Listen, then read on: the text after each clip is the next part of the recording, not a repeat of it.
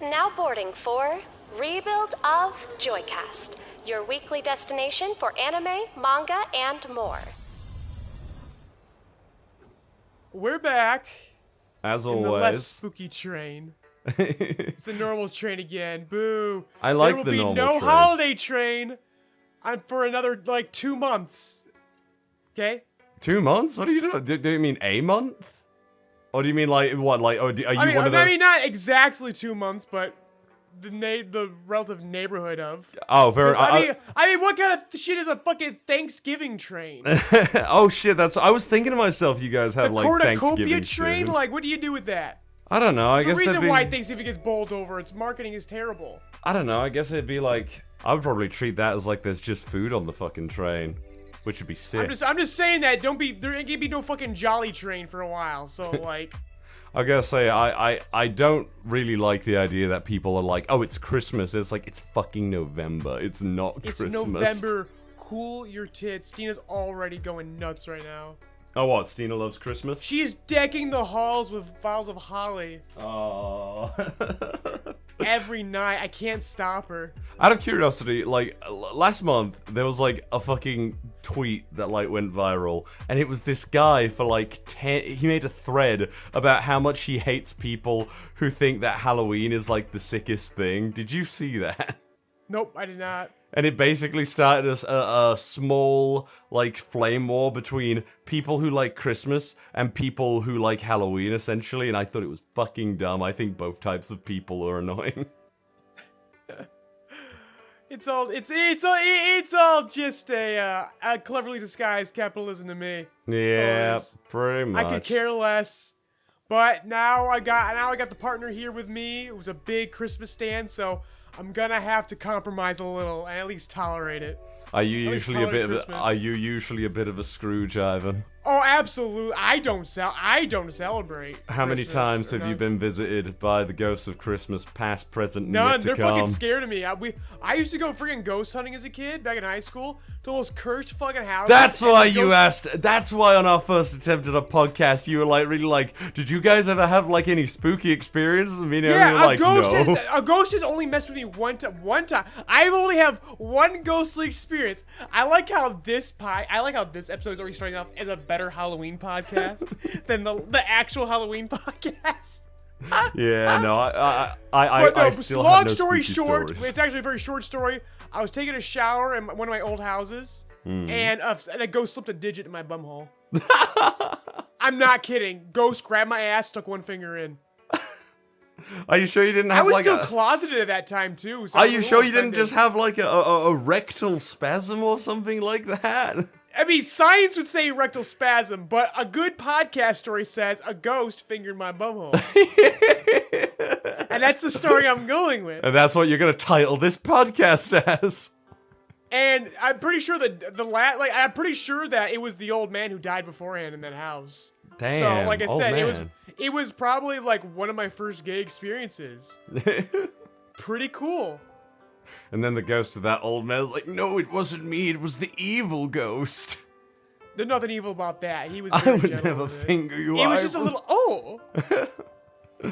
Oh. So. But it was literally like one cheek and then one finger in the digit. So that's why I was like, if it was an actual legitimate spasm, I feel like it'd be a little more evenly distributed. Like, it felt like a finger, dude. You like saw the imprint of the hand gripping your cheeks as he turned I mean, if around. my ass was turned to the mirror, maybe. I wish. I wish I had more proof. So, One Piece Film Red is out in cinemas, and as I It's just out, briefly so we're mentioned to you, recording and Fri- you we even... we're recording on Friday, November 4th. It has come out, and I did not get a screener this time. The marketing for this movie has been abysmal in the States. They sprung this one on us. I know they had an official premiere. They did that quietly, and then there's been like next to no marketing in the States. But that being said, it's actively playing in theaters. Yeah, and It's here. Anime has arrived. Anime movies have arrived because movie theaters are desperate. Absolutely. So they don't even have to market anymore. They put full screeners. big screens, it's up. It's up right now. But I did not get a press screener. That is a this shame. time. So unfortunately, I have no review for you. So I will bring that next week. Val, do you get it abroad right now? Yeah, no, we have it in cinemas for the next 10 days or so. As I mentioned to you previously, before I just came on, there was only one cinema up in Dudley. Kind of a shit place, not gonna lie. One place up in Dudley, the Showcase Cinema, that would show all the anime films, and I've been there since 2014, where I saw, like, Boruto and whatnot. And I saw Stampede. Like, I've seen a couple of anime movies there and everything. And I was just really shocked to look, because I'm getting a big group of friends together to go and see it. And Sweet. yeah, there's like 10 cinemas in my area playing One Piece Film Red, and I'm like, holy fucking shit, Yeah, I did not expect this. They're into it now. They're like, oh, they see the money now. Yeah, it's good. It's here. I went to see Jujutsu Kaisen 0 on like the last day of screening, so it was like 4 people, and we coincidentally, me and the guy that I went with, ran into one of his like acquaintances from high school or something, I think. And it was like completely dead, but it's like I asked the lady like, "Oh, how has Jujutsu Kaisen 0 been doing?" She's like, "Well, you're on the last day, so not many people are gonna come in, but it fucking rocked." I mean, we know the numbers of how well Jujutsu Kaisen 0 did, and we also know the numbers of how poorly the voice actors were paid, coincidentally. Yes. But yeah, at least the English dub voice actors, that is. I'm sure the exactly. Japanese voice actors were very, very well fucking compensated, because they love their seiyus in Japan. So it's fucking great. I am so excited to see that like more and more cinemas are gonna be playing. I'm just like, happy these I don't have anime to drive movies. 30 minutes to go see these movies now. Right, it's the same.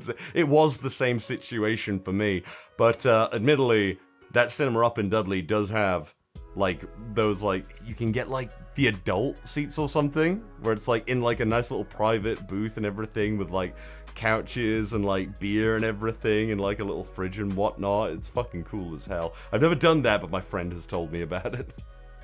Yeah, but yeah, so like we have nothing to say on Film Red this week. We will have our full reviews together for once next week. I also have some cool news. We'll be on equal footing for an anime movie for once. I am actually going to Birmingham Comic-Con this week on the 13th, on the Sunday, and I'm intending on getting Sunny Straits and the voice actress for Nami, and I'm absolutely looking forward to meeting Ron Perlman.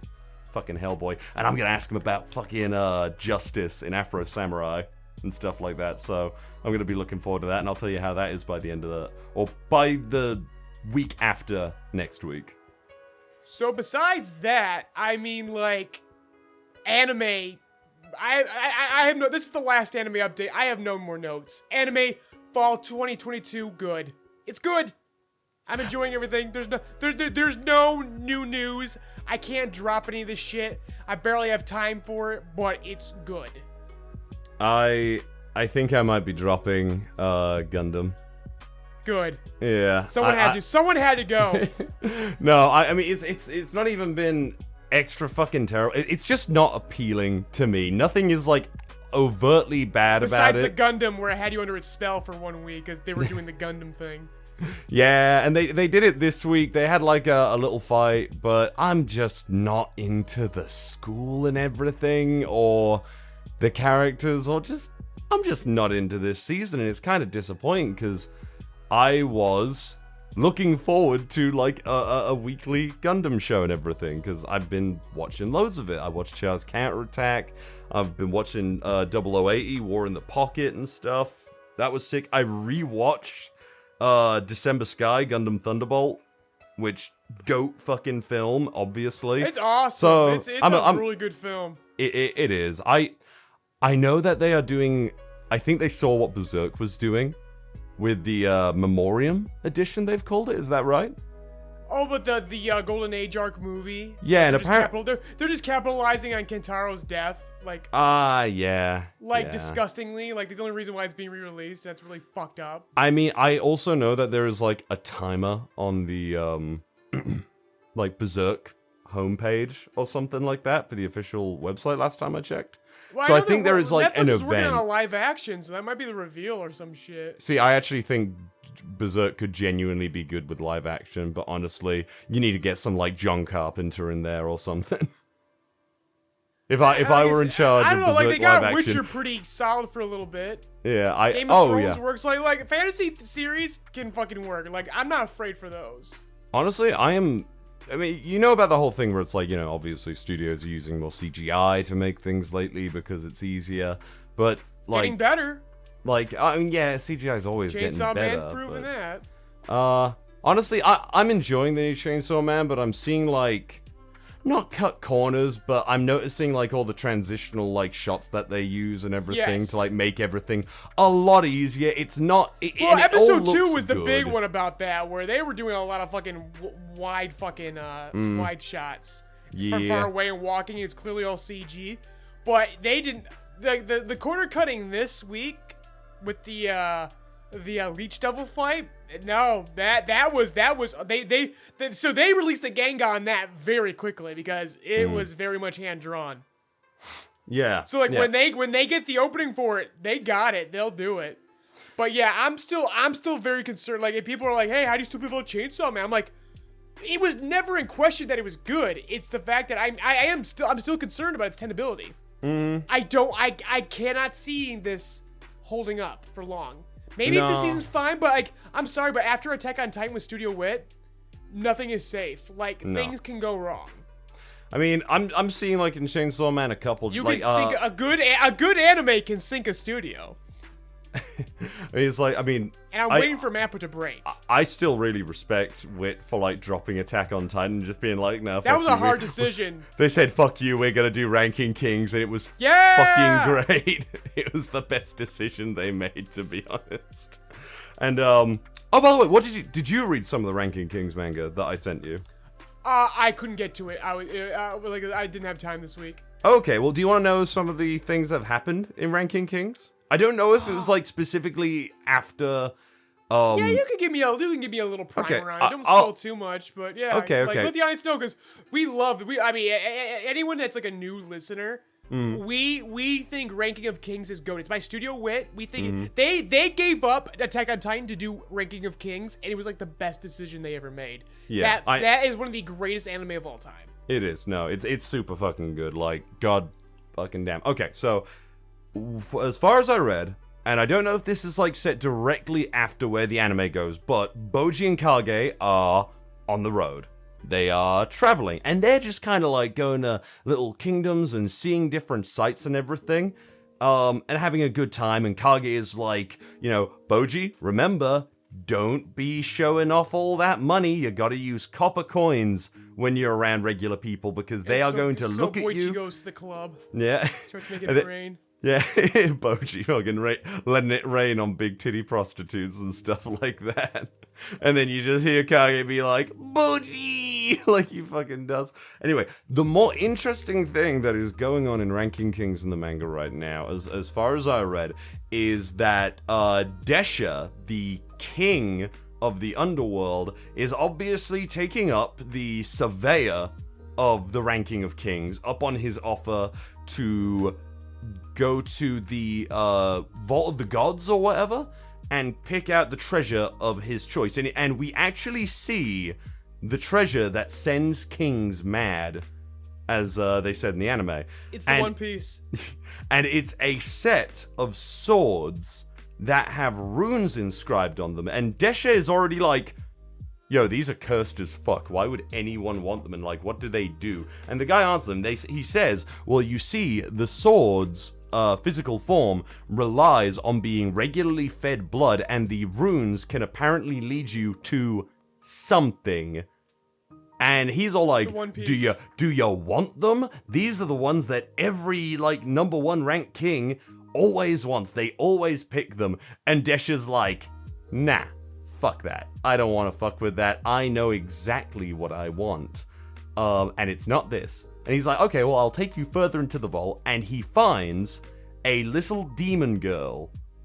And I don't think it's the same demon as the one that Miranjo was friends with. I think it is actually a different demon. And she is in like this big glass case thing with like toys and a bed and everything. And he's like, well, this is a demon. It's a kind of god that can grant you a wish if you are willing to give something up. And Desha's just like, I want to give my brother back his sanity. And he's like communicating with Despa, who is still trying. I think it is literally after the anime, because Despa is literally with the guard captain, and they've got like Oken on a leash, being like, yeah, his head's definitely in this pond somewhere. And it's all like, yo, bro, I'm gonna revive our brother right now. He's like, whoa, don't do that yet. I will give you the signal when he gets his head back. Guard captain, let him go. And it works. Desha brings back his brother's sanity, and he's no longer insane. He just fucking breaks down. He's like, oh my god, what have I been doing in the time that, like, I have been like this? And Despa's all like, dude, you haven't done anything that can't be forgiven. I swear to you. And we still love you. And then he's like, yo, bro, it worked, but he can't communicate with his brother. Desha has lost his memories, and he is literally just like wandering around, not knowing who he is, kind of blankly. So he's sort of like, you know, fallen into the same kind of fate that the other kings have, where he's sort of lost his mind. He's no longer compos mentis. And Oken goes back to the treasure vault, literally like just fucking solos everything in his way, because he's like, I want my fucking brother back, because fuck this shit. I want to thank him for saving me. And he runs into a god, actually, who kind of... I'm gonna stop you there. Oh, I think yeah, that's enough. Okay, fair enough. That's enough.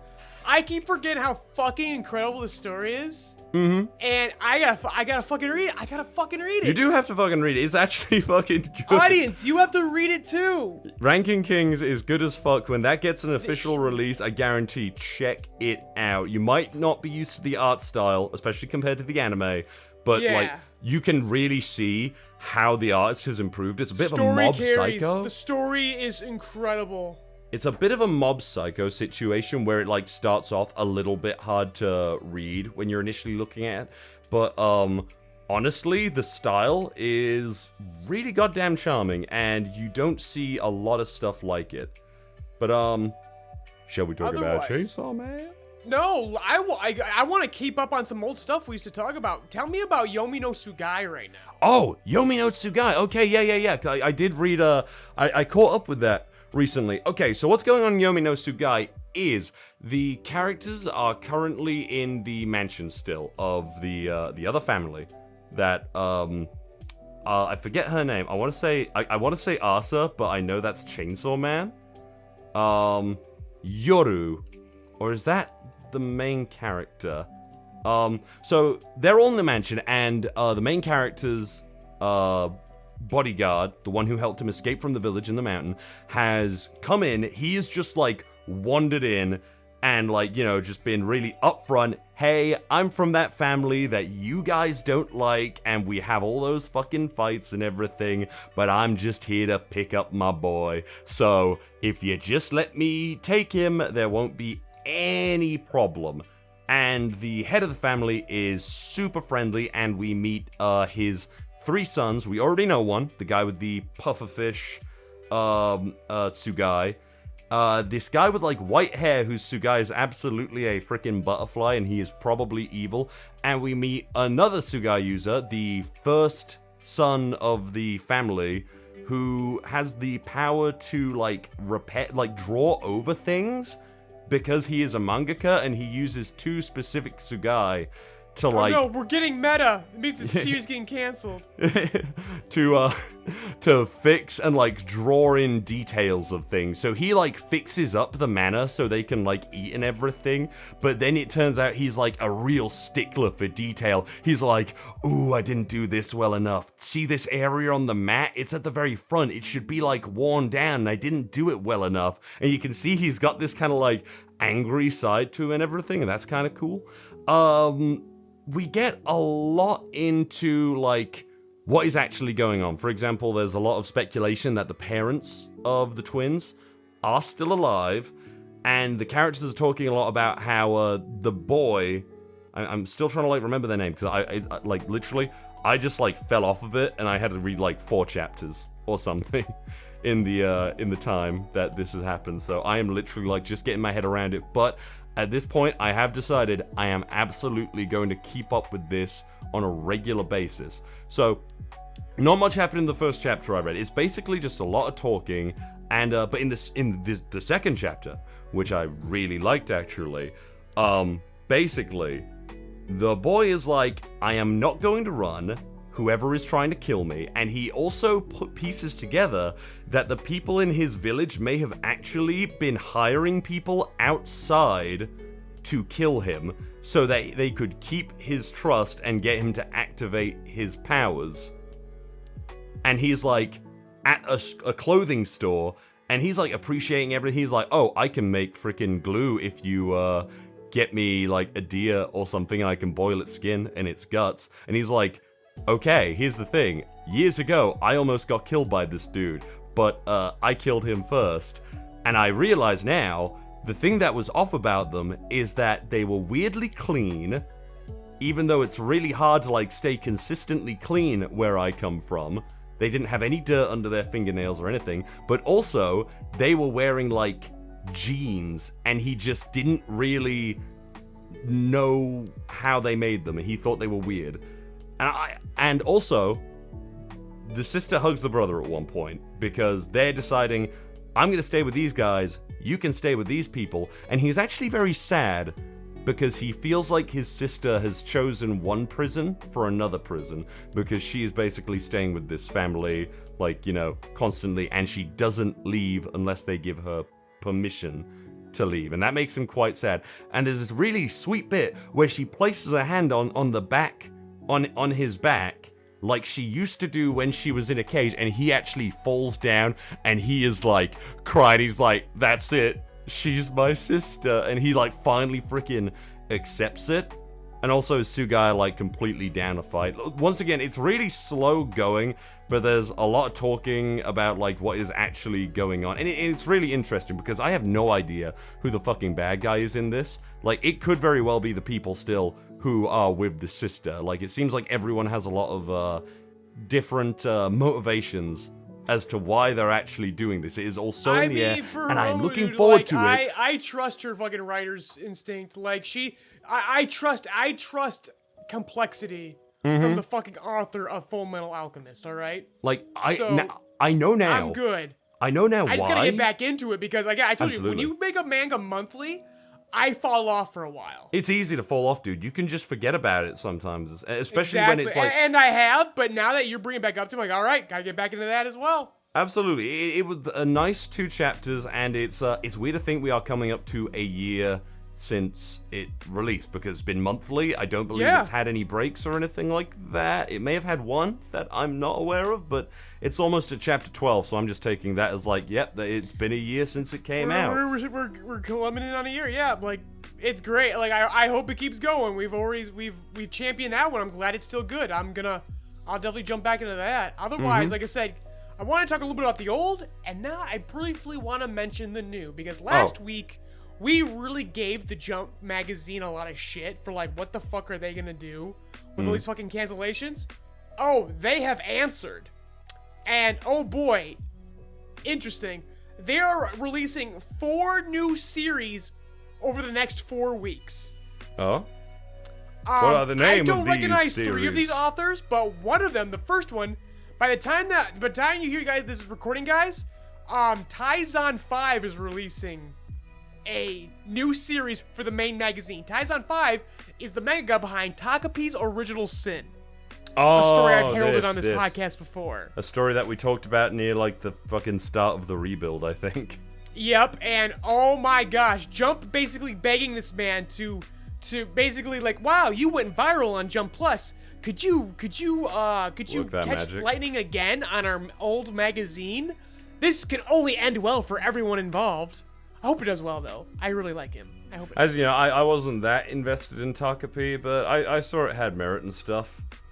I don't think I like his art style, to be honest. That's fair. It's very shoujo. You know how like people are complaining about like the heart eyes and shit in like Spy Family? You know how like people are complaining about the fucking heart eyes in Spy Family because like a child has a crush on an older man or something like that? That like happened in Spy Family, I think, which I think people are overreacting to that a little bit. That's an overreaction because there are fucking kids who act like that. All right. Yeah, there are. You wouldn't blink twice if it was a male fucking student ogling a hot teacher. That's all I'm saying. And it's Go back to watch Assassination Classroom and see if you get upset about what happens in there. What happens? I mean, I've watched. Usually this is the kind of shit that I get mad about, that, but no, like that's just dumb kids being kids. All right, they can swing up. But it's like it was stuff like that in like Takapi where it's that's like my policy: swing up, not down. If we're swinging down, we got the adult fucking ogling child. Yeah, now we got a fucking problem. Yeah. If it was like Lloyd being all like, "Who is this fucking? Who's Becky Black Belt?" Yeah. I don't even want to imagine. Not even for the joke. Stop it. With father. Not even for the joke, but yeah. So Taizan 5, I wish nothing but the best for these 4 new mangaka. I hope these 4 new series fucking obliterate. I hope they kill. I hope the magazine comes back with a vengeance. But the problem is that with Taizan 5, I sense another Earthchild situation, where we're gonna get a very unique story that's definitely way too good for the magazine, but also clearly not going to last. Like, it's a candle burning itself on both ends. Because that was Takapi's original sin. That's all I know Taizan 5 for. And so, you're telling me he's gonna be on a main magazine? They're gonna make this motherfucker be a fucking weekly manga artist for as long as it takes? I don't know. I just I hope to be proven wrong. I want to be proven wrong. Hopefully they have the chops for it. This to me just reeks like a fucking disaster on the way. I mean, judging by their okay, so far they have 2 one-shots under their belt and Takapi no Genzai, which only lasted the other guy, like I said, the other guys I just don't know them, but Yeah. like they seem to be like the traditional. Anyone that gets picked up in Jump, they usually write some one-shots or they assist on other big series and they get their reps in. I don't know anything about Taizan 5 other than Takapi's original sin. I know a viral Jump Plus hit. And honestly, I feel like, I mean, Jump is an institution, I understand, but Jump Plus, it feels like going from Jump Plus to the magazine is a bit of a downgrade. Yeah. I feel like it's just asking for trouble, where Jump Plus practically has no rules. They make them up as they go, and I feel like that's benefited mangaka more. There's a lot of shit on Jump Plus that I don't read, but it's lasting longer than anything on the Jump magazine. And I think that has more merit. Maybe even if it's not as popular as anything you see on the main magazine, I think I appreciate the consistency and longevity more on Jump Plus, and the fact that the mangaka seem to not be burning themselves out, and the editors seem to be very cool with these bright new ideas they're going for, even if they're all slowly becoming mail order wife of the week as the new meta. But otherwise, it feels like a downgrade going from Plus to magazine. No, I get it. And I don't know how it lasts. I think it's a downgrade like Taizan is for buying us the time. author. It's a downgrade for the author, not so much the magazines and stuff. Yeah, it's not the magazine. No, it's an upgrade for the magazine. You're getting a Jump Plus guy over? Fuck yeah. Hell yeah. Do you want to mix But things that being up, said, by now the we're way? gonna learn is now the editors for the magazine. I think we're really now going to learn the difference between a magazine editor and a Jump Plus editor. Like, are we gonna watch Taizan's wings get fucking clipped now? Do you want to That's mix... gonna be the morbidly fascinating thing. So, like I said, there's a disaster, and then there's the morbid fascination of, now what changes when you go the other way around? Would you care to mix things up today? How so? You want to talk about One Piece first? We can. I honestly, the reason why I had all these discussions is because honestly, my thoughts are very brief on our triumvirate this week. That's fair. Okay. So we'll But go it's into time. One It's time to Piece. discuss the triumvirate. But yeah, let's talk One Piece first. Yeah, fuck it. Okay, so interesting thing. We'll just fucking say it because it's like such a brief thing, and they're gonna get into it next week, I suppose. Usopp is Dr. Vegapunk. Huge. I fucking loved that bit. That was like my favorite bit. One Piece. 1065 we're talking about. 1065. Usopp That is has right. been revealed. He is secretly another warlord of the sea, and he's Dr. Vegapunk. And it makes sense. All the clues were there. Look at chapter 1. It was already written there in chapter 1 that Usopp was Dr. Vegapunk. I honestly, I love Usopp's ability to comprehend and then adapt to a situation, or at least try to adapt to a fucking situation. It was just super cute of him to go, oh yeah, did I forget to mention I'm a Dr. Vegapunk too? Classic Usopp moment. I loved it. It was my favorite moment of this chapter. Yeah. This chapter, busy as fuck. Holy fuck. I think There's a lot of panels per dude, page. I feel like for the next couple of years, we're gonna have nothing but busy chapters. Yeah, I feel like he's like cramming these chapters, man. There's so fucking much in here now. We are being spoiled. We absolutely Like are. to almost like it's almost a detriment now. It's definitely a detriment to the organization of the panels, but still. Yeah, no, I had no idea how to fucking read this for a I good know. minute. I was struggling. I'm like, wait, how? Like, I'd be reading, and then I'd come to one of the really big pages, and I'm like, holy God, like the double pages, and I was just like, where does it want me to start? Where does it here? start? Where does it does want it me to go end? directly down at first, then go This to the is a left? fucking mess. It was, but we got to meet some new Vegapunks. We met Oh yeah, basically we met the remaining Vegapunks. Yeah, we met Edison, we met Pythagoras, and we York. met York. And Shaka. And Shaka, who was obviously a Daft Punk reference. Shaka looked, when they got skinny, a little too much like Bonnie. I thought, like, I was confused for him. York is the Bonnie looking one. Yeah, York is the Bonnie looking one. And it seems as though the real purpose of these clones is that they all somehow give to a main body or something like that of the Vegapunks and give them, like, so for example, York concentrates on eating and sleeping and resting, while Edison comes up with ideas and Pythagoras sorts things out, essentially. Like I love it. I love this. Like they're all doing they're all the executive functions. Exactly. And then we find out that the reason that the one in the previous chapter, the one who goes around fighting and beating up things in the hologram room, is so that they get exercise and like burn off calories, and that makes it so that and Pythagoras sort of sorts out who is doing what, so that the right Vegapunk can then do the right thing to make sure that they're all in working order, it seems. Which is kind of interesting. So he basically cloned himself to make things generally easier and to save time so he can be the most productive he can be. And it's jumping ahead very much, but Vegapunk reveals at the very end of this chapter, saying to Frankie, like, do you think this place feels like the future? And Frankie is just like, this place is beyond the future. This is cool as hell. I love it. We are gonna get along swimmingly, Vegapunk. He even calls him Vega-chan.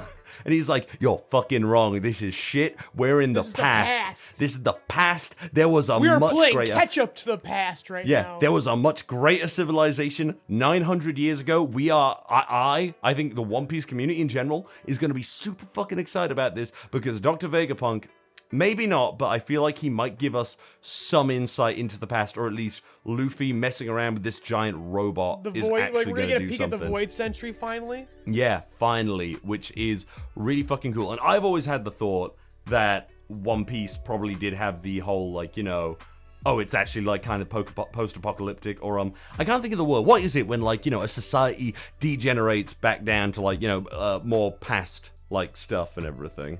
I mean, it's still post-apocalyptic. But it's like it's like post-civilization or something, or I feel like there's another better word for it. What I am trying to describe. Regresses, like, it's weird, but yeah, but post-apocalyptic is probably the best term to use right now. I mean, I have always thought the Void Century was probably going to end up being like more futuristic in everything, because of the weird shit we have seen in One Piece. I always thought it was like kind of natural. I'm not gonna like sit here and be like I've always been right, but it's been a thought in my mind. I feel like a lot of people have probably had this thought, especially when you look at, say, places like the East Blue, where Luffy comes from, and it's all like, you know, piratey and typical. You got like, oh, the old pub and everything like that. And then they've been going further and further down the Grand Line, and they're like going to freaking factories and everything with like, you know, complicated production TVs lines and fucking cell phone snails and shit. Like, yeah, the technology is all over the place. Exactly. Like, yeah, you're right, TVs, because when they were televising Marineford. Because the Marines were like, yeah, televise it so we can, like, beat the shit out of these pirates. And they casually reveal that shit, because before then, our closest thing to technology was the shells. Yeah, the Den Mushis, right? Oh, yeah. The dials. Yeah, the dial shells or whatever.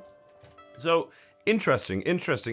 We also meet a Seraphim, currently in production, a Jinbei clone, which is very freaking cool.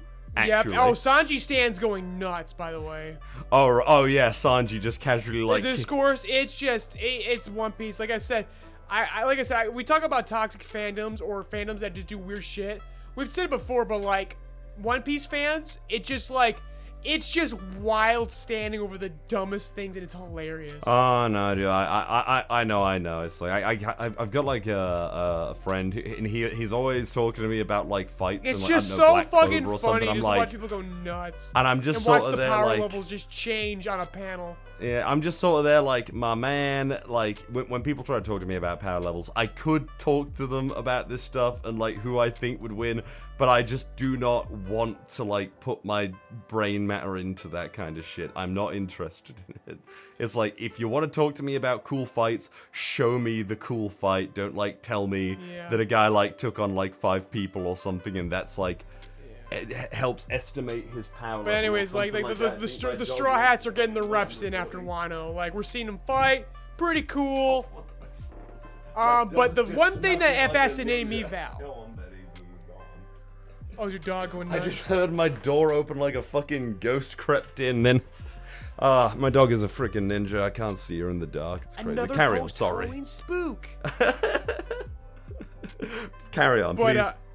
But you know what fascinated me was Vegapunk. Again, we started seeing more stuff about like light refraction and like illusions. Like, this is a theme of this fucking arc. They walk through a wall and then it becomes solid. Oh yeah. Yeah, they keep talking about that. That's cool. But Vegapunk brings up the quest for an eternal flame. An unending fuel source. And one has to wonder if this might have something to do with the One Piece. Oh! That's an interesting thought, yeah. Just an interesting thought. It's nothing, a little bit theory crafting myself. Like, is the One Piece some kind of infinite fuel source? Or at least a part of it? Could it be used? Like, could this be Vegapunk's stake in the game? I mean, because think about it, man. Whoever has an eternal fuel source, okay, that's a lot. I am more surprised. There's a lot you could do with that. I am more like, I am surprised that Vegapunk hasn't tried to develop, like, okay, so obviously Vegapunk controls it. Yeah, the other thing is, like, so this was a thought that literally came up as they said, like, oh, an infinite fuel source would be amazing, like an infinite flame. And I was like, well, immediately, when we meet this Seraphim Jinbei, they have Senor Pink's swim fruit. Which is interesting, actually, because a while ago, Oda did in fact mention if he were to give a fruit to the members of the crew that didn't have fruits, he would give Jinbei the swim fruit. Obviously. Like, you know, that's smart. So, I guess that was, like, kind of a hint to this. So, if Vegapunk can seemingly recreate fruits, I guess, better than Caesar can, at least, with Caesar's, smiles and everything. Does that mean that he could, say, recreate the magma fruit, I suppose? And just like put it into something like what Caesar Clown did with Smiley? Because Smiley was like I don't remember, it was like poison or something, wasn't it? Or like some kind of liquid, I guess. So now you're getting to the shit I'm concerned about. Back when we first introduced the Seraphs, like when you introduce clones, man, like, the possibilities are endless to a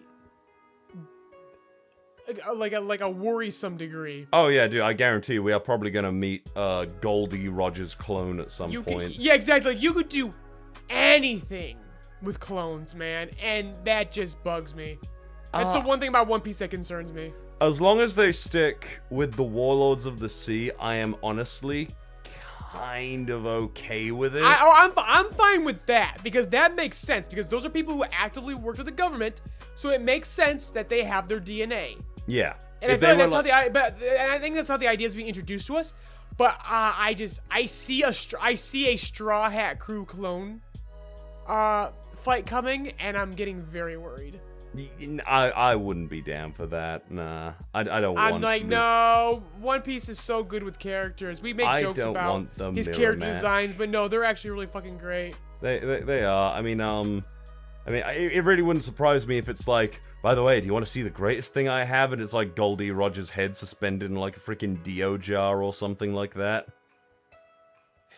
It's like, look, I can bring it back to life and it can like tell you shit. I mean, I don't think he'll do that. Because the reason I bring this up is that someone, or like that same friend was like, because he always asks me about what's going on One Piece. He's an anime-only watcher, but he doesn't care about spoilers. So he was like, oh, what's going on One Piece? I was like, oh, well, clones are a thing now with the Seraphim, and I think they're cool. And he's like, oh, so, and he was like, what do you think they did with Roger's body then? Do you think they like took him and cloned him? And I was like, oof. I don't want them to do that, but that is a major possibility or something. Good chapter though. This was overall a really fucking fun chapter. Solid. Like you said, it was absolutely freaking packed, and I have no idea how all of these Vegapunks are even going to be like relevant. Honestly, I am waiting for shit to kick off with Rob Lucci because I was watching that two-piece video, like you said you did. And I'm sure you saw the bit where they were talking about, like, the mistake of only certain devil fruits can awaken and stuff like that. And I was sat there like, is Rob Lucci gonna have an awakened devil fruit? And that also made me think, do I want every single freaking character now to suddenly have awakened their devil fruit? Kind of no. What about you? What? Just awaken? Like there's a level 2 fucking devil fruit shit going on? Yeah, for like everyone. Welcome to Shonen Jump. Power creep. It's coming. Yeah. I don't want One Piece to have me. If Luffy has fucking Nika's sun god, yeah, we're gonna have to, because now we have jumped over fucking Haki as the catch up. Now we need a new thing. True. That's just inevitable. It worries me. I don't want Lucci to be like, well, you see, Luffy, I also ate a godlike devil fruit. There's a leopard god, and only a leopard god, or something like that. I don't know. Or yeah. Oh my god. Yeah, I can see it coming. Yeah. Or like, I mean, Kaido was an awakened devil fruit, but I think actually that's one of going back. This will be like the last note I have on One Piece. That's one of the most disappointing things I think I can think of in One Piece, where the implication was that Kaido's original devil fruit was like a fish. And then he like awakened it or something like that. Because remember, he was sick. He was like had like a koi fish. Yeah, he was like the koi no mi or something, and then it was like model dragon. But I was like, or the koi model fish fruit or something. And I thought, oh, did Kaido have like a completely pathetic fruit or something? But he was like such a beast that like he just kind of rolled with it, and eventually he turned into a freaking dragon. That's kind of cool. Yeah. Do you feel there's any relevancy, by the way, to Dr. Vegapunk being like worried about Frankie having lasers, or like, do you think that was just like, oh no, they can actually beat it because they haven't like? Yeah, I think they were just worried about their new clone. They're like, fuck, we didn't test him for that yet. That's a little too soon. Yeah, he's not worried about Frankie. They're just worried about their clone. No. I know that. I just meant like, do you think it had more relevance to like the rest of the plot or something like that? Nah, I don't think so. That's just Frankie fans. That's Frankie stans losing their shit. I do love Frankie. You're one of them. I fucking love Frankie. He is one of my favorite Straw Hats. Always love him. Like me and Steve always say, that's the one that reminds us most of you. Oh, you got the fucking pomp. Shit. Shall we talk about My Hero Academia, though? This was like a solid One Piece chapter. It's all over the fucking place. I'm looking forward to it being back on weekly. And it also appears Chainsaw Man is straight up just weekly again.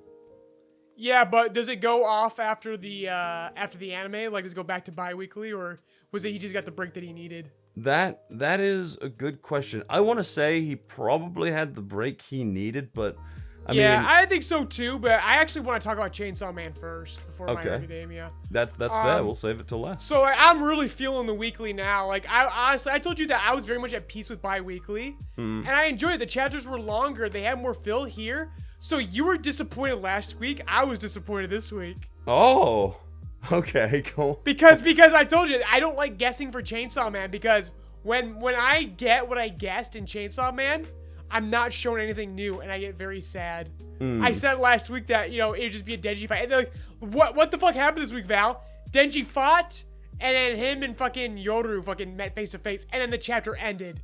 It was so fucking short. I don't like weekly if it's gonna be this fucking short and nothing fucking happens.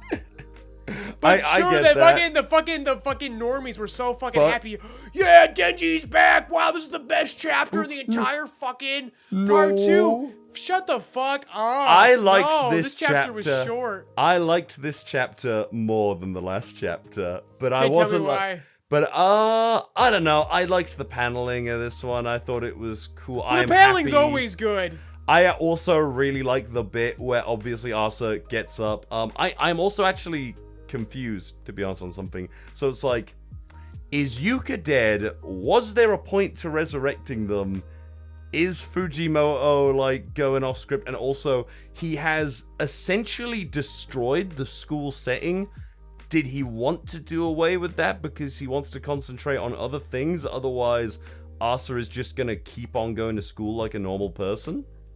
Right, he's definitely moving along, but I want to stop you at what the fuck is going on, because we saw a possible Horseman of the Apocalypse, and now they're off panel for this. Like, maybe we'll get context next week, but it's like, how do you end on that and then this? Like, I'm sorry, but that's a fucking downgrade. Yeah, I agree. I was Definitely something happened, but we don't know yet, and we need context. Otherwise, we're sitting here with our fucking hands empty. Like, that's why I don't like this week's chapter. It'll feel better once we get more the following weeks, but right now, I'm like, this was just quick. This was a snap of the fingers, and we're just like, this felt like the true fucking filler. The in-between the setup. No, I kind of get you. I'm sorry, but last week's was so much more fun. Last week and the week before were so fun. That was a fun fight. I mean, honestly, Fujimoto did say this was going to be worse than part 1. He did, and on a week like this, I agree, but no, it's actually, overall, it's still been fucking great. No, it has. And that's why been. I'm just disappointed because it hasn't hit that level. I mean, I'm trying to gauge it, I guess, which is stupid. I really shouldn't do this because it's like months ago now, but definitely the total enjoyment from when Chainsaw Man Part 2 premiered, because that was a strong start. I would say Chainsaw Man Part 2 has a stronger start than Chainsaw Man Part 1. Yes, my first read through of Part 1, I dropped it. And then I almost dropped it again the second read-through, but you kept pushing me to go a little bit further. And when I went a little bit further, then it fucking worked. Yeah, no, and that's what I'm saying. I know you don't think that Chainsaw Man Part 1 start is bad per se, but I know it wasn't grabbing you. Because I think even you said one of the things that put you off was Denji's a pervert, right? Yeah, because we didn't get the fucking, we didn't get the, punchline on that. Which we will, not this week in the anime. They delayed it once again. We thought we'd get it this week, and again, once again, they delayed that moment. They used it as a cliffhanger, which I think is hilarious. Yeah. But this coming week, we will now finally see the comeuppance, and the bit that's gonna happen. That every pervy thought that Denji has will have a very funny reaction. Yeah. And I love it. I am interested in how next week is going to go forward because, well, okay. Even though I talk a little bit of shit on Asa, and I do say things like, it wouldn't surprise me if she dies, because Fujimoto is, obviously, like I said, this could very well be, weirdly, just an arc, for all we know. Oh, it absolutely is just an arc. It absolutely is just an arc right now. I mean, dude, for all we know, Chainsaw Man could kill Asa, and then this is a thought I have. Asa is temporary, Yoru is forever, because devils come back. Oh yeah, like Yoru hopping, That could be a thing. That could be interesting, but I don't know. We've gotten so invested in Asa though. I just can't see it. I know what you mean. Because I don't hate Asa. I just want them to progress. I generally think the Uniform Sword has just introduced a new a new power balance change to her relationship with Yoru. I think that moment is the reason why Asa's gonna last, because now she's got something on Yoru. I get that, but how would you feel if, say, moving forward, it is not about Asa, but in fact about Yoru hopping from body to body and, like, the experiences that they have with these people with every time they try to kill Chainsaw Man? That would be a story. And then, obviously, like, Yoru slowly becoming a little bit more cooperative with their partner until they can actually succeed in beating Chainsaw Man. I could see it. Like that would be a functional story. The problem is basically Dick Dastardly of killing Chainsaw Man. Yeah, we're just too invested in Asa. I know what you mean. I am prepared. Because you gotta remember, this is a jump manga at the end of the day. Even if it's Fujimoto, it's a jump manga at the end of the day. I don't know, man. They don't get that complex, man. I don't fucking know, man. It's Fujimoto. He could kill off either one of these characters fucking now. Hell, he could kill off. And I don't think he could kill off Denji, because Denji is not Chainsaw Man. Chainsaw Man is whoever the fuck the devil he that ain't chooses killing them Denji to be. Either. Sorry. You know what? I mean. As much as I would think, as interesting as that would be, that ain't happening. But that's the question. If Fujimoto was there, like, I'm gonna kill off Denji, do you think that your dreaded, your dreaded producers would allow that? They'd be like, no, kill the fucking woman. You can't kill Denji. Editors will never allow that. Editors, that's it. Editors, yeah. They would never. It doesn't matter if he's Fujimoto or not. They're not gonna let him do that. I would like to think Fujimoto is the kind of guy that would just fucking throw a hissy fit and go, fuck you, I'm gonna kill Denji, I'm doing it right now. I think he'd do it no matter what. He would just draw what he wanted, and then they're like, what the fuck, this isn't what we told you to do? He's like, well, that's what I want to do. But that is the thing, I feel like... that'd be a breach of contract. He couldn't just do it, like, he'd have to explain it to him, like...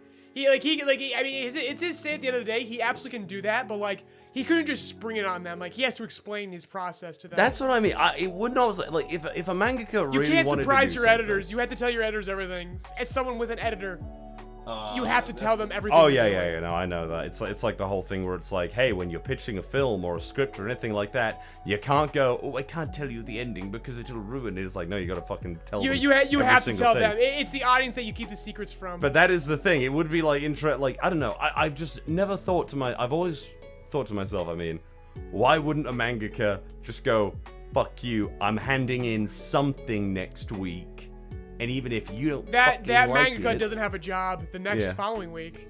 I mean, maybe I'd just be like, screw you, I'm fucking world famous author Valentine Stokes. I'll go to Kodansha. By the way, did you hear how Kodansha purchased Anime News Network? Yeah. That's like kind of came out of left field, right?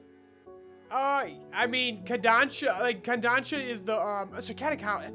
Yeah, Kodansha. I mean, they're the other massive fucking Japanese. I was gonna say that's the other big massive fucking licensor and publisher. They're the ones with the big phoenix for their symbol, right? Yeah, it's either Kodansha or Katakawa. Like you got two fucking giants slapping each other. Yeah. Because Katakawa is the one that did like Barker and Test, I think. Oh no! Wait. Who owns Bookwalker? I might be thinking about Katakawa. Katakawa owns Bookwalker, so yeah. So Kodansha is the other one. Yeah. That's it. It makes sense. They want to own the fucking news. What else is new? I don't know. It's just more visible because anime is still so niche that it's a bunch of big fish in a small little pond, so you can see it happening before our eyes very clearly. True. So, mixed opinions on Chainsaw Man. We can read. For the past 2 weeks, it happens. We like to see it. It gives us discussion. Otherwise, there's really nothing happening. Yeah. So, My Hero Academia 372. You said that your thoughts were brief on this one as well? On nope, all three it was of just them? on Chainsaw Man here. I mean, still brief because... Oh, you said the trifecta, so I was like, oh, okay. Yeah, I'm on the whole trifecta. You're correct. So... Again, I told you that I like to be proven wrong, and now Horikoshi proved me wrong. This is going much more chapters. Kurogiri is getting involved here, or Shirakumo. They're shouting both his names, and that's our cliffhanger this week. That we're gonna see the teleport guy become relevant, and either he's gonna respond to Mike or he's gonna respond to Spinner. I like this. That being said, I kind of feel angry that Shoji has this big moment and then he gets swatted away. Yeah, no, I that kind of sucks. Well. That kind of feels bad, man. In terms of the messaging, we're not gonna have this discussion again. It's just a very safe, sanitized version. I'm glad it's happening. It's just a little bit too late, but it's Jump. It's for kids. It's never gonna get that deep. But what I do want to talk about is the fact that whatever's being said, Shoji and Koda are having these huge fucking moments. Speaking of which, their ultimate attacks, we have Octo Expansion and Shoji has the best. Birds. Shoji has the best ultimate attack name. Hitchcock Birds is a hell of a name for an attack, though. Oh wait, no.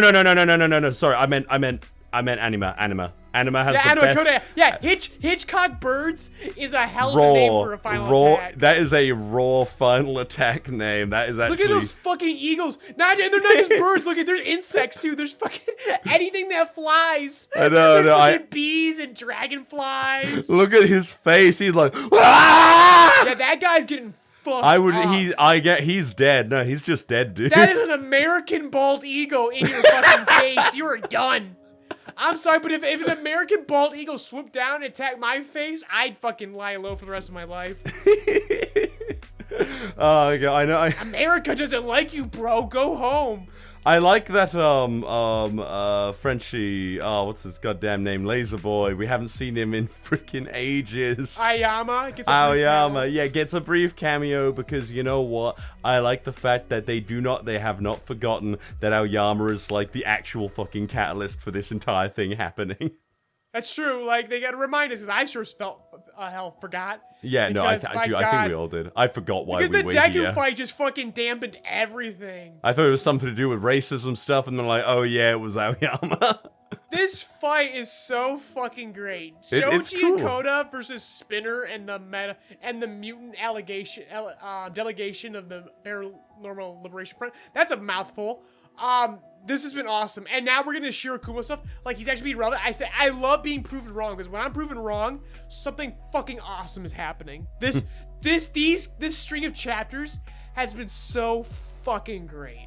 And we also get... This is awesome. Shoji's so cool. I wish he was always cool.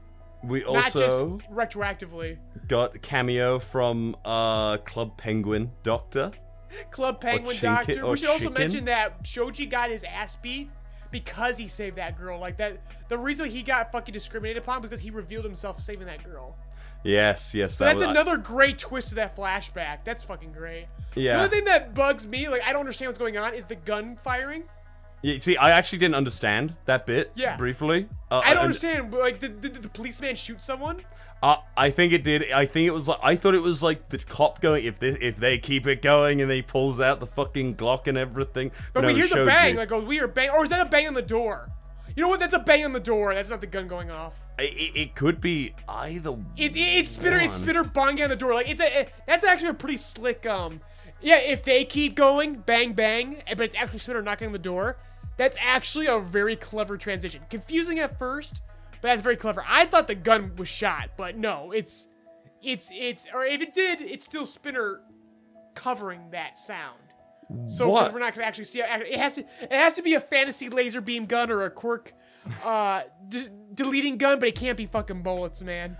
This what ain't is Spider-Man this into bit? the multiverse or the Spider-Verse. What is this bit where so you see the doctors standing in unison against Spinner, who's like, scales are falling away, he's pretty fucked up, and then we get this like shot of what looks like Shoji shouting, this pig man, and then there's like a bit of this mushroom the head pig man dude. is someone in the mutant. No, yeah, crowd. I get that, but who is this doctor holding this man's hand? So what's going on right now is that is an active hospital. Yeah. There are people in a hospital. So when you see Club Penguin Doctor, who's actually Yoshi Doctor, the doctors and the nurses are holding hands, barricading the wall. Yeah. And Spinner just literally crashed through a bunch of fucking doctors and nurses. He just killed people. Okay, I thought that was what happened. And that's why the pigman is witnessing and going, what the fuck? There are mutant doctors at that hospital, and Spinner just... So we're bearing the lead. We are now getting the moment, look how much people follow me. And there's no one there. Spinner just lost everyone. I wish this didn't happen because I really like Spinner, but someone had to go down. And this is the gone too far moment. Spinner just plowed through a barricade of first responders and doctors and just killed them. Mm-hmm. No, I thought that was what happened. He just lost his followers. Okay, cool. I just wanted to like I understood, but I was like clarifying because I was like, wait. No, because it is very ambiguous because this is a very dark fucking moment. But this is the moment I want to get to where I'm like, this shit goes hard. This is a fucking. This. I talk about how Horikoshi's had his balls taken away by editors. Horikoshi just got his big brass balls back in this moment. No, those Super Mario doctors that we've been laughing at just fucking died. Okay. These little doctors Yoshi that Doctor's dead? We poke and laugh and enjoy their presence. Their light has now left this world. These patients are getting fucking mauled. Doctors and patients are getting fucking mauled over by Spinner right now. That's what just happened. And that's why we see Pigman going, what the fuck? Yeah, I think the main bit... what have we fucking done? I think the main bit that got me was definitely, like, the 3 panels before... Because I understood that he, like, killed a bunch of people, but then it was, like, it felt like the Pigman was remembering something? It's really, again, it's really weird paneling. It is so ambiguous. So, it is intentionally, because Jump almost wants you to not get what just happened. Because this is very serious. That's the best. I love that stuff. Yeah, like you have to really think hard about what just fucking happened. Like if you're a kid and you're I got the weekly Jump and I'm just gonna blaze through all the pages and I'm reading all the manga at once, you're gonna miss this. And that's the point. But if you're guys like us who are fucking combing every fucking panel and dissecting every little moment, this is for us. And you like this, I respect it. Good. I like this. Everyone gets to have their thing, all right? How do you think it's going to turn out next time? Good because compromise. quite frankly, I think Mike is going to have to put down Kurogiri right there. We don't know. Like I said, like this is a big fucking moment. So like Kurogiri, Shirakumo, what's going to happen? That's what I mean, though. It's like, because, I mean, power of friendship's all good and everything, but I genuinely think, I mean, if Horikoshi really wants to end this, I think the next chapter may actually, like, tell us, like, how much he wants to end this. Yeah, so, like, if he responds to Mike, if he doesn't do what is actually intended for him in All For One's plan, right there, okay, we're going at a pretty fast pace. If he actually does what All For One intends, and we get, like, you know, that next phase of, oh, this is looking really bad for the heroes right now, as we have been, because, like, you got Darby still up, still got no clue what's going on with Toga or anything right now. We'll get there.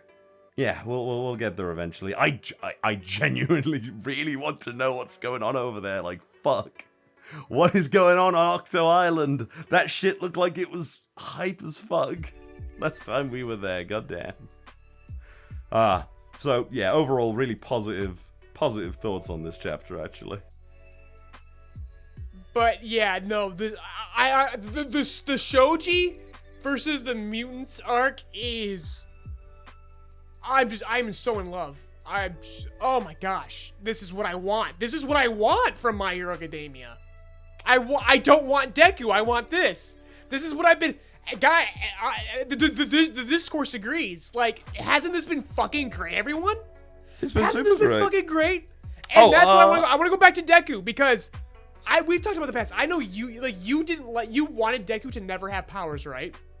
No, nothing like that. I was like fine with the way it went and everything. I just didn't want him to be the chosen one. Yeah, I mean, no one wants him to be chosen. I just wanted him to but- be that fucking lucky kid that so happened to come across a man.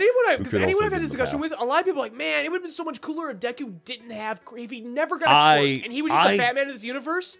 For me, I said before, I really appreciated that Deku did get the power, and then the twist was, oh, he got the power early, and then he didn't know how to control it, and that was a great twist. I still like that twist, but at the point that we are currently at in the series, seeing this, oh my god, I wish Deku was the Batman of this universe, because I don't know how we save. How does Quirk Jesus fix this? Besides Quirk and Jesus seeing it up. I think the weird thing sucks. is that isn't like, the weird you thing need more that someone who is quirkless to be the fucking middleman. I don't understand how you fix this from the top of your ivory tower. I don't know how Deku fixes this. Deku is just looking worse and worse by the day. This goes beyond my hatred of just basic characters. This is just bad. Deku's stock is dropping by the fucking week. I wouldn't go that far because really, All For One. How does he fix this, Val? All For One is actually Quirk Jesus for one thing. We both know that. Yeah, but Deku is the fucking vessel of Quirk Jesus. Sadly, yes, he is. And I never wanted that for his character. The only way I can see what is going on, this is some heavy shit going on. From only a quirkless perspective could fucking fix this. And what does Deku remember of being quirkless at this fucking point? Bruh. I mean, I don't know. It's like I know you always referred to the Lady Gigant thing, which is she still in the cards? Did she survive that? No, she was hot. She's hot, so we couldn't kill her. Okay, yeah, that's right. So we just blew her up, but a survival, one of those survivable self-explosions, Yeah, the survivable self-explosions. When you strap a bomb to your chest and you explode, people. but you survive, and you're just a little bit injured, Oh, Ivan, I've only just noticed it. I'm sorry, we won't see how this actually turns out next week because My Hero Academia is taking a break. I need a break too. Which we will. In all fairness, about Deku, as you know, I still think that he was a perfectly serviceable, in fact, good character at the start of the story. By the way, Shoji's dad is seemingly perfectly fucking normal. I just wanted to point that out because we didn't comment on it at all. No, that's Koda's dad. Koda's dad. Yeah, I keep saying Shoji. Koda. Anima. Koda. Koda's dad Koda, Anima. His dad's just a completely normal guy. And he has a baby brother. Also, I guess he has a big fucking flower horn now. It looks kind of cool, I guess. Yeah, it looks sick. It's basically he made a more complex radio tower out of his horn. Yeah, and that's why his contact. His devil fruit has been awakened. Yeah, precisely. But I still think Deku was a perfectly serviceable, good character at the start of the series. I don't like the fact that he got the fucking Jesus quirk, basically. Oh, you got multiple quirks and everything. Yeah. But I also don't. I don't hate or dislike Deku because it's I think it's realistic that Nagant obviously asks him the question of oh, well, what do you do when shit's this fucked? And he's just I don't fucking know because well, that's just it. He's all. It's annoying. I agree because he's a fucking Jesus allegory at this point. But it's the fact that he's actually he's not an allegory for and Jesus. he is just it's a Messiah complex. Yeah. Well, he doesn't have one. That's fucking All For One all the way. If people attribute that to Deku, I don't think that's All For One's just Deku's a fucking fault. troll. We've had this discussion before. Yeah, but I don't think I've thought about this a lot. I don't think it's one of those things where it's Deku the character actually owes or has to fucking explain how society or the fucking issues of the entire world. Unfortunately, the narrative demands that because he's the protagonist, Val. That's how this works. He has to tie everything together. From storytelling structure, he must tie all the themes together. Otherwise, why are we focusing on him so fucking much? That's storytelling 101. I think that's why Horikoshi went, it's not about me becoming the greatest hero, it's we become the greatest heroes and shit like that. And I agree, that was a cop-out. I never liked that bit where it was oh, by the way, this isn't the story of me, this is the story of everyone. I've never liked that. I immediately said... I thought you were still continuing. I never liked them. Yeah, I agree, Deku. I mean... I agree that you would think that way. I mean, oh yeah, I could agree with that because every now and then we just get a fucking flashback of, oh, this is how good friends we are. It's like, No, I've never... Horikoshi, that's a cop-out. He's not getting away with I'm not letting him get away with that. That now retroactively, he can let other characters type the themes. They should have been there to set them up. Fuck you. Oh, no, absolutely. I love what you're doing right now, Horikoshi, but no, you don't get to do that. No, I absolutely agree with you. But Stay accountable. Deku has to do it. You focus on Deku. You let your editors push the Deku agenda so hard. Deku has to be relevant to all of this. Sorry. I don't think a protagonist... Otherwise, you need to have Shoji be more relevant before. You have Bakugo and you have Todoroki. Do something with them. Those are Deku's only olive branches. Those are the only other characters that Deku has any resemblance of a relationship with. And they're still not real. Bakugo's the only character Deku has a legitimate relationship with at this point. And Bakugo is dead by One Piece standards currently. All Might, who is also dead by One Piece standards. We saw All Might for the first time in like I know. Honestly, dude, I am straight up. I am just waiting for fucking Stain to come back in or something. I'm waiting like, for Stain where the too, fuck bro. is he? I want Stain. So I legitimately I said it last week that why this set of chapters excites me because I feel like Ida's having a comeback when we get to the part 2 of the Derby fight. Of Derby fight. I feel like we're getting Ida and fucking Hero Killer team up against Dabi. That would be cool. I just want All Might to come in. Someone's gonna kill Dabi. Well, you know what? Let the Hero Killer do it. I know it's not his name, but fuck it. Like, at this point, who gives a fuck? Oh, well, like, I mean... Do it! I mean, that'd be interesting, because obviously... Let Stain kill Dabi, because Stain's the one that fucking like, oh yeah, we're the disciples of Stain. Since when? Since when do any of you fuckers do anything in Stain's name? Do anything that Stain said?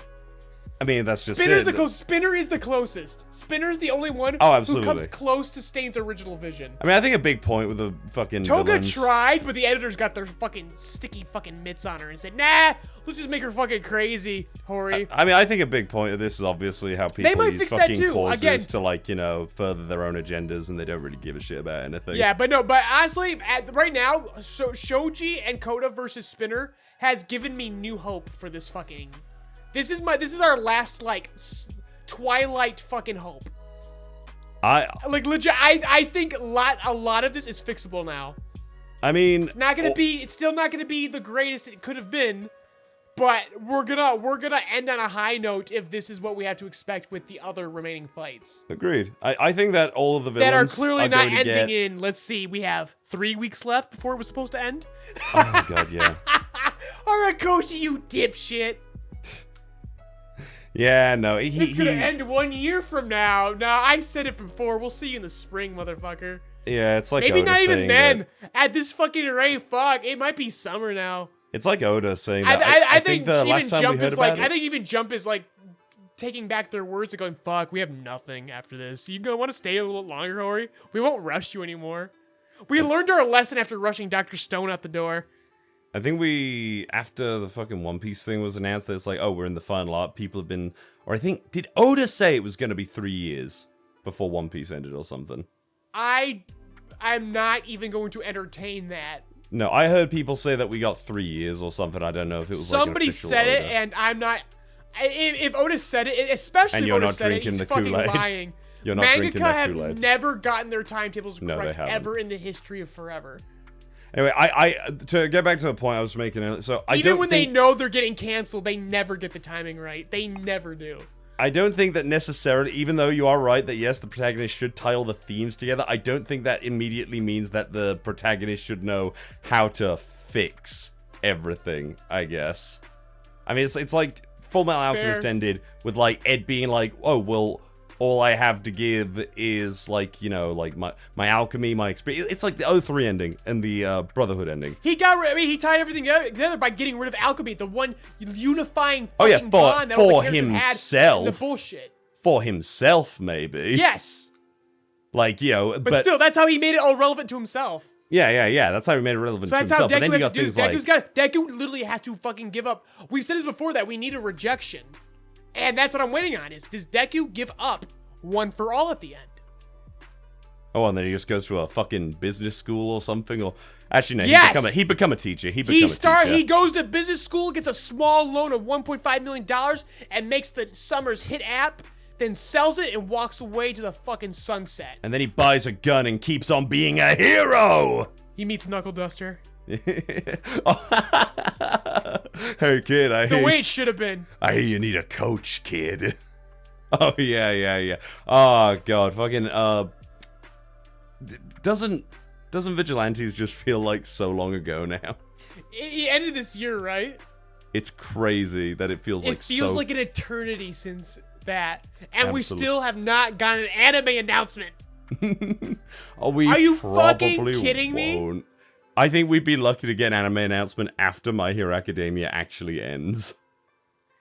I think that would be our best shot, right? Maybe. I mean, actually no. It would have to be maybe when, like, the final season. Before... They'd have to... God damn it. I can't believe Team Up Mission is still going in spite of everything. Yeah. Oh. I mean, it makes wait, sense. what? It's so It cheap is? to make. Isn't it just a book or something? No, it's an ongoing series. Oh, it's a proper manga. It's a proper manga. I think it's monthly or whatever. Oh, okay, I thought it was like a freaking... I thought it was just a book with the occasional picture in it or something. Who fucking knows? But yeah, honestly, for me, all the chapters this week were pretty fucking strong. Like, Chainsaw Man, yeah, you're right. Nothing really happened. It's just the confrontation. I am more interested in what the fuck is gonna happen next week. More than anything. That's what's really, Well, like, next week interesting. nothing happens because it goes on break. What? It is? Yeah, My Hero Academia is on break next week. No. Oh, no. Chainsaw Man. Oh, Chainsaw Man. Oh, Yeah. yeah, it's still going. Chainsaw Man, 4 days incoming. So I'm looking forward to that because, I don't know, something extreme might just happen in the next chapter. Who fucking knows? It better. Because, like I said, dude, I'm still, like, toying with the thought now that I've said it. Either Asa could die or Denji could die, and it could just be that the Chainsaw Devil, Pochita, if Pochita still remembers Denji, he's just gonna be, like, hopping from person to person to kill Yoru. Or if it's the opposite, Yoru's gonna be jumping from person to person to kill Denji because, well, they have an arc to fulfill. Okay. Yeah. Well, so. we'll leave the theory crafting to the week that is coming. So we're gonna wrap up for today, folks. Next week, I'm pretty sure we're gonna be joined by Steena for a three-way review of One Piece Film Red. Ooh. Okay. I'm excited for that then. So that's gonna be pretty cool. So I until love then, getting guys, Steena in the podcast. I'm surprised she doesn't come in more. Because she's usually working she's working her day job while we're recording. True. But she's gonna be off next week, so. Being a respectable member of society. Exactly. Yeah, we all are, But but- yep. So we'll be disrespectful next week in just to balance things out. But until then, everyone, take care. Ta-ta.